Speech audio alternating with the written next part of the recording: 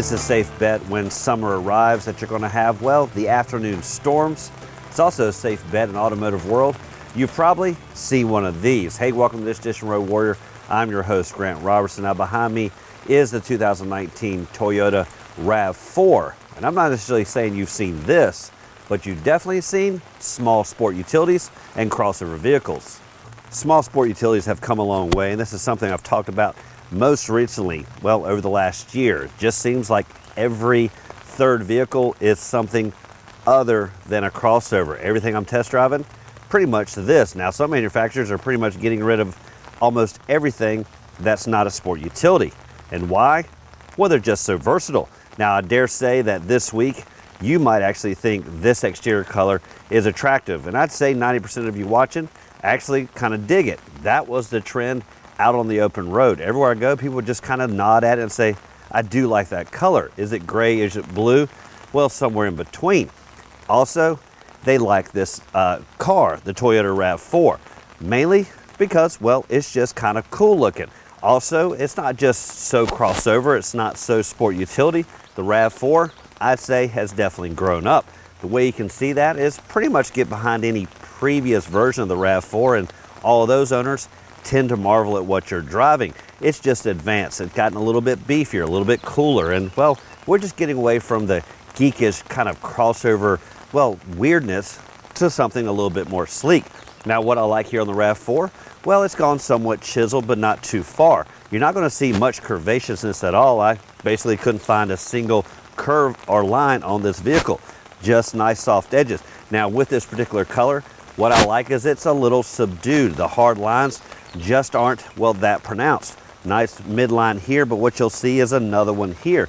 Just a lot of angling, which at a certain light makes it stand out just a little bit more.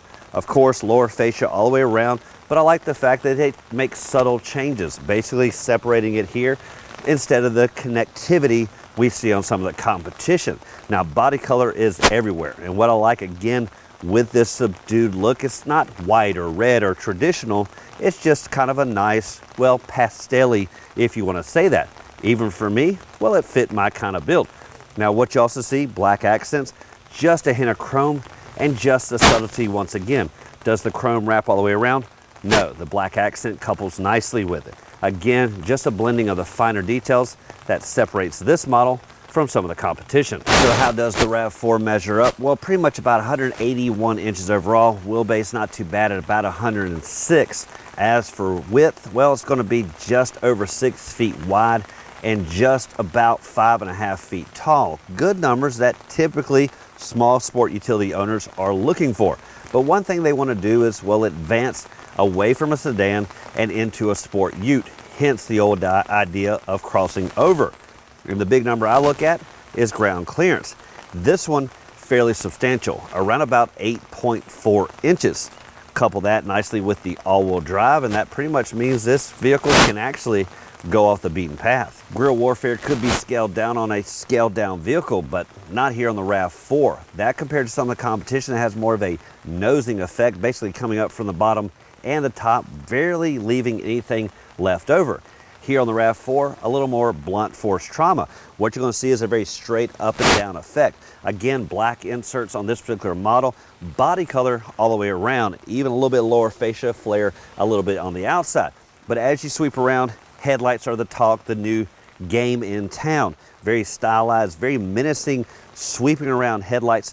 Nice broad element that really sweeps down the road. And of course, lower tuck down lights. This really sets off the front end and gives you a lot of forward vision, of course, at night, but also a nice flared out look to make this vehicle seem a little bit more, well, substantial. Subtlety is in the details, like I mentioned earlier, and one little note is right through here. I mentioned it on a Nissan Maxima a few months ago. They really have this kind of fluid airflow look to the vehicle where pretty much everything is blackened right through here. Even the pillars that help that vehicle look like it's separating the roof. Now, I don't know if this is kind of transcending the markets and going into the smaller utes, but you see this little accent here. Why do it? Just to add a little bit more visual effect. It seems like the back end's almost floating from further away. Now, other details are really Again, the body colors everywhere you look, even right down to the door handles. Some of the competition doing chrome here or maybe a blackened accent, that tends to give you a lot of contrast. I like this kind of subtle approach with the other accents really setting off the details. Now, other details really come down to the smart key systems. Now, this key fob is a little bit broader than some of the other SUVs I've tested, but not too bad. And pretty much when the vehicle is locked, you don't have to interact with it anyway because of smart key systems. Way Toyota works is just like the competition as well. No real accessibility at any of the other doors except for the front two. And on a rainy day like this has always been the Achilles heel that I've mentioned. We want to have quick ingress. Why not do it here as well? You certainly have it at the rear hatch, the front doors. This needs to be kind of a forward vision moving into the future. As for getting to the door, I like the fact that Toyota steps up with the more innovative approach. Just simply put your hand here, unlocks with ease. Now, I haven't gone through all the settings, so I haven't found how to actually unlock all the rest until you climb inside and hit the unlock button. However, I'm pretty sure that I just haven't found the setting there on the inside. So what does it take to get this vehicle going down the road, specifically a 2.5 liter inline four-cylinder? That's going to deliver around about 203 horses and 184 foot-pounds of torque. The engine's coupled with an 8-speed automatic and comes in either front-wheel drive or the as-tested all-wheel drive. Now, best of all is the fuel economy, around about 25 to 33 miles per gallon as tested. Now, if you do want to take some toys to the lake, it's going to have somewhat of an anemic towing power of around about 1,500 pound capacity. However, if you do upgrade to the Adventure model, that will more than double it to around about 3,500 pounds.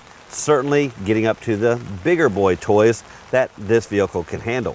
One area you'll definitely appreciate is the oversized hatch that really rises to the occasion. Now, this one was powered, really getting up out of the way, but the best feature really is what lies back here, specifically around about 37 cubic feet of space, easily rivaling bigger SUVs. Now, granted, this only does have the 2 rows, so definitely bigger SUVs in some cases deliver that 3rd row. But what I truly like is what lies back here with so much cargo. First thing you'll notice on any vehicle these days is the touchscreen system, specifically here on the RAV4, because, well, it's oversized and right pronounced where you need it. Now, it almost looks like a TV screen with the old school kind of knobs here on the outer side, really nice and symmetric, but pretty much everything you need to know is right in the middle. Now, it's kind of a split screen. I don't have my phone connected, but if I did, it'd be right here. Radio system, once you advance to the satellite and so on, lots of information going on here. Now, you can zoom in to the area. Nice presets down below, real easy to use and navigate, but pretty much you can't see it right over here, but these are some nice shortcuts. You can get back and forth, pick your different sources. You lose your way, you can go back to the home screen, but pretty much everything right there. Now, if you do want to go to various selections, these are like the seek mode, your phone, but all your shortcuts really on the outer side, even right down to the mapping system that you can look at right there on your screen. Low on the dash, you will find controls, dual zones for the front occupants, real nice and easy knobs here on the left side, various selection modes here in the middle. Now, down below is your traction control, heating for both front occupants as well. Now, in the middle, you find the good old traditional gear shifter, as well as a lot of other functions here for driving, from econo mode, normal, sport, other things for all-wheel drive. Now, interestingly, other vehicles do this kind of in a central knob, really with all the selectors being done with a turn. Here, they take up a little bit of extra space with these various buttons, but again, real easy to glance down and use it versus maybe turning a knob and selecting it.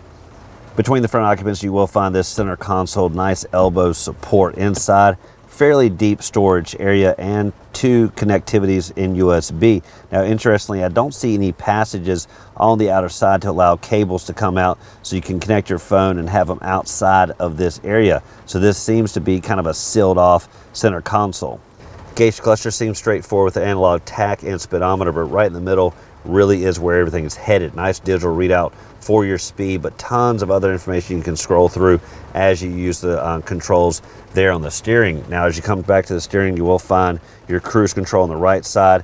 Nice and adaptive, basically meaning you can set your space between other drivers, as well as lane control. Now this wasn't really autonomous driving, but you would allow you to kind of let this vehicle steer itself a little bit in the lane. Now certainly if you tried to let go of the steering wheel, well, it tended to know that and will alert you to put your hands back on. But I like the fact that it will help you stay in the lane when it's on. Now of course, when you do want to change lanes, make sure you blinker and use the turn signal, because that will disengage it and allow you to not have the tug of war with the steering wheel.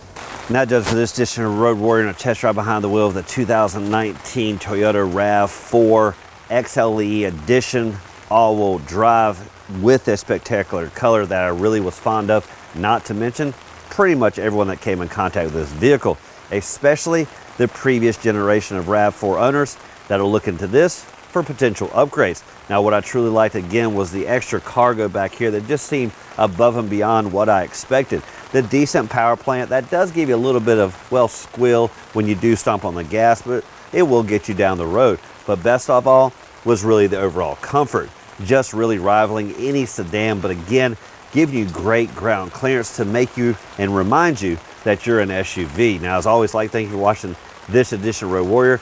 Keep both hands on the wheel and eyes straight ahead.